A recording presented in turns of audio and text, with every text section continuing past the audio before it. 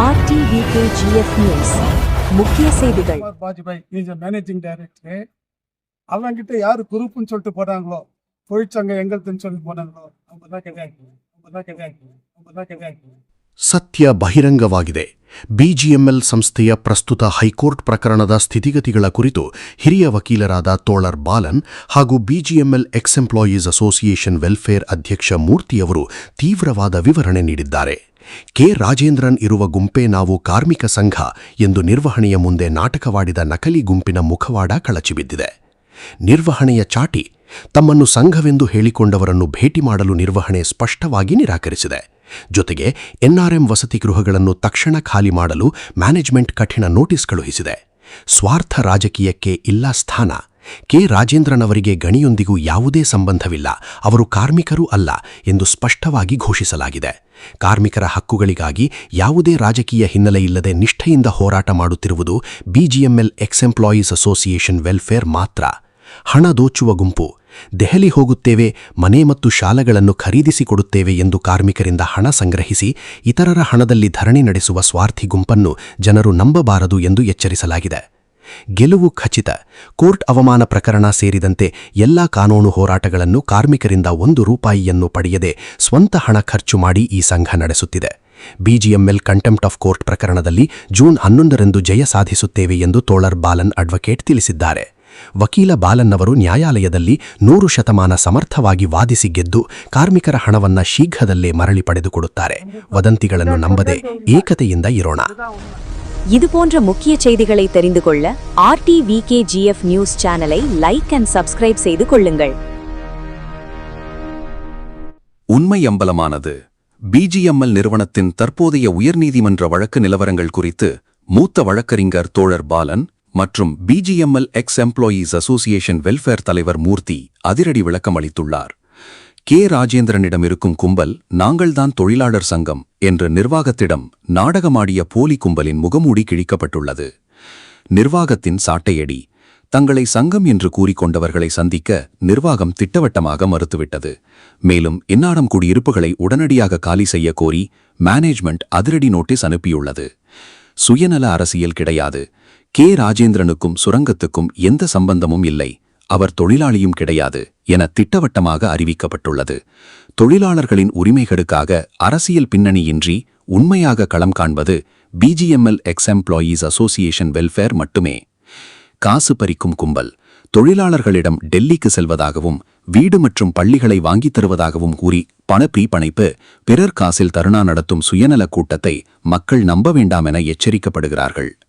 வெற்றி நிச்சயம்.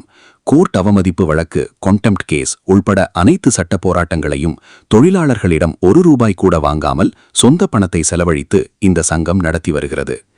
பிஜிஎம்எல் கண்டம் ஆஃப் த கோர்ட் வழக்கில் ஜூன் 11ஆம் தேதி வெற்றி பெறுவோம் என்று தோழர் பாலன் அட்வொகேட் கூறினார். வழக்கறிஞர் பாலன் அவர்கள் நீதிமன்றத்தில் 100% வாதாடி வென்று தொழிலாளர்களின் பணத்தை மிக விரைவில் மீட்டித் தருவார். வதந்திகளை நம்பாமல் ஒற்றுமையுடன் இருப்போம்.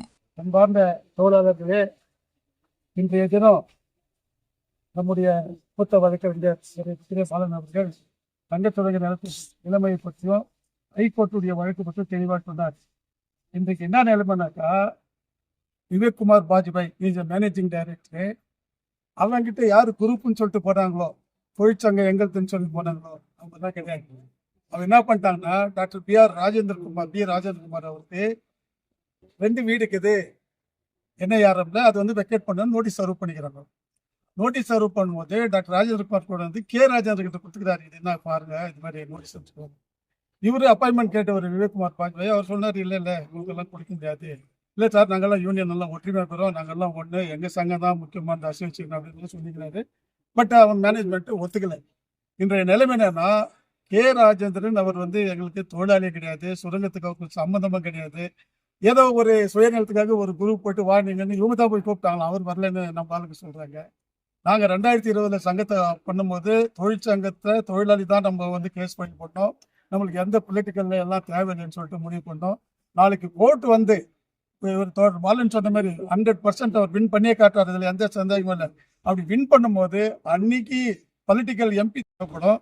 அது வரைக்கும் நம்ம ஒன்றாக்கலன்னா, இல்லை அவர் தான் ரெப்ரசன்ட் பண்ண கே ராஜன் சொல்லிட்டு அவங்க போயிட்டாங்க. அது ஒரு குரூப் நேற்று தான் ஒரு மீட்டிங் போட்டு மக்கள் மத்தியில் குழப்பம்லாம் ஒன்றும் தேவை. தொழிலாளிக்காக நாங்கள் கடைசி வரைக்கும் போராடுறோம்.